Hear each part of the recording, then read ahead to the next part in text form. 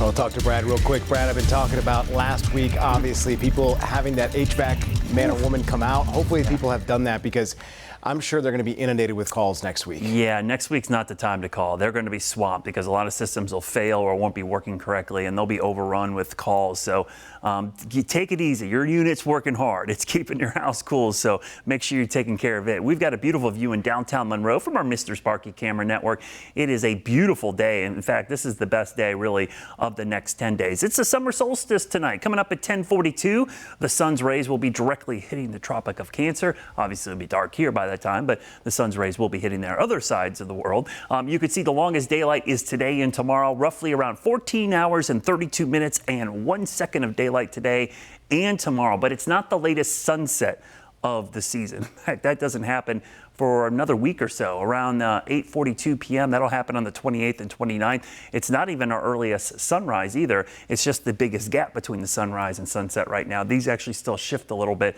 Solar noon right now around 1:25 p.m. Highest sun angle, 78.2 degrees. That's the highest the sun gets, 90 straight above our heads. It doesn't get to 90 anywhere in the world unless you live between the Tropic of Cancer and the Tropic of Capricorn or near the equator. So temperatures here tonight actually somewhat pleasant, upper 60s. So comfortable. Tomorrow starts to get a little warmer, temperatures low, maybe some mid-90s, but it's still not bad. Tomorrow it gets a lot worse going into Sunday as the heat dome cranks up over all of the eastern half of the country. There will be heat advisories and heat warnings everywhere across the eastern part of the country this weekend and going into next week. Our heat really starts to crank up here on Sunday. Start to see some major impacts there, but look what happens Monday.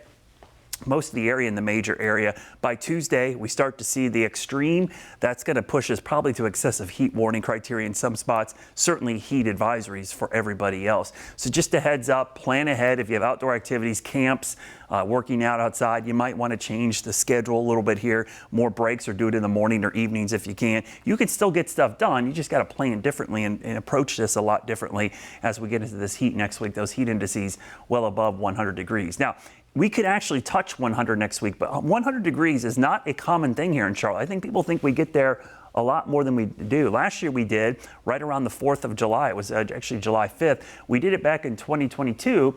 But before then, it had been all the way since 2015 we had any 100-degree days. It actually snows more frequently in Charlotte than hits 100 degrees. It is not a common thing, but that's why this is such an extreme heat wave heading our way next week, because the heat dome sitting over us will actually give us a chance a couple days in a row likely where we're going to see heat advisories. We will see those heat advisories possibly in the middle of the week as temperatures approach 100 degrees. The 10-day forecast, this heat doesn't go anywhere. It just slightly abates a little bit into the mid-90s.